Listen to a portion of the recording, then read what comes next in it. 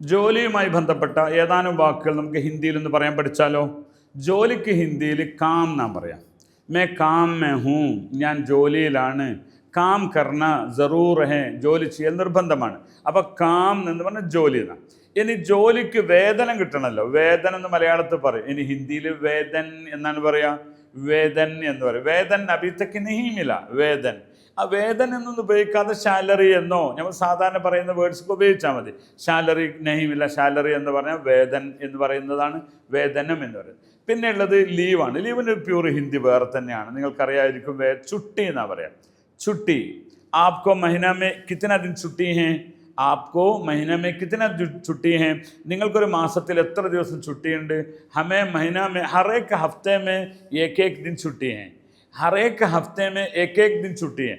എല്ലാ ആഴ്ചയിലും ഓരോ ദിവസം നമുക്ക് ലീവ് ഉണ്ട്. ഇങ്ങനെ ചുട്ടി എന്ന് പറയാം. ഓക്കെ, അപ്പോൾ നിങ്ങൾ എന്ത് ചെയ്തു?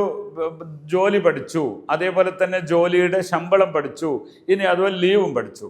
ഇനി നമുക്കെന്താക്കണം? ഒരാൾക്ക് ശമ്പളത്തിന് അപേക്ഷ കൊടുക്കണം. അപേക്ഷക്ക് എന്താ പറയുക? നിവേദൻ കർണാഹെ. അതും മലയാളം തന്നെയല്ലേ? നിവേദനം എന്ന് നമ്മൾ മലയാളം പറയുന്ന വേർഡ് നിവേദൻ കർണാഹെ.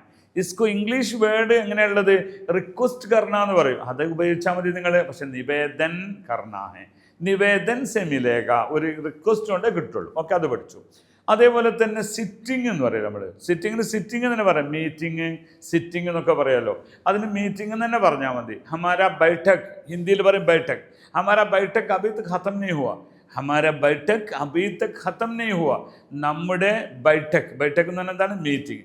ബൈഠക് അഭി തക് ഖത്തം नहीं हुआ. നമ്മുടെ പിന്നെ ഡ്യൂട്ടി ഇതുവരെ, അല്ലെങ്കിൽ സിറ്റിംഗ് ഇതുവരെ തീർന്നിട്ടില്ല. ഓക്കെ, ഇനി ഇതിലേക്ക് ആവശ്യമുള്ളത് ഡ്യൂട്ടിയുടെ ഒരു തുടക്കം. എപ്പോഴാണ് നിങ്ങളുടെ ഡ്യൂട്ടി തുടങ്ങുക? ആപ്ക ഡ്യൂട്ടി കബ് ശുरू ഹോ ജായേഗ. ശുरू കർണ എന്നാണ് തുടങ്ങുക. കബ് ശുरू കർണ ഹെ? സ്റ്റാർട്ട് കർണ എന്ന് ഹിന്ദി പറഞ്ഞ ശുरू കർണ. ഹമാരാ ഡ്യൂട്ടി ഹർ ദിൻ 9 ബജെ ശുरू ഹോത്തെ ഹെ.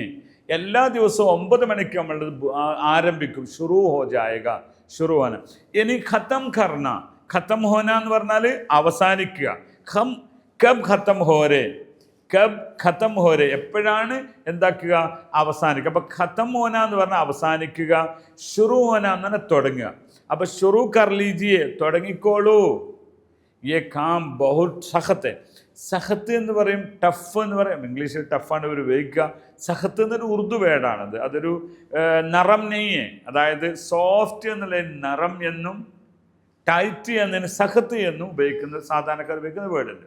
ഓക്കെ, ഇതിൻ്റെയൊക്കെ ഇനിയും ഒരു വാക്കിന് തന്നെ പ്യൂർ ഹിന്ദിയിൽ ഇനിയും വാക്കുകൾ ഉണ്ടാകും. പക്ഷേ ആം ലോഗ് ബാത് കർണേ ഹിന്ദി, യഹി സീഖനാ ചാഹിയെ ആപ്കോ, സാത്ത് ആ ജായിയെ ആപ്. സാധാരണക്കാർ സംസാരിക്കുന്ന ഹിന്ദിയല്ല എനിക്ക് വേണ്ടത്.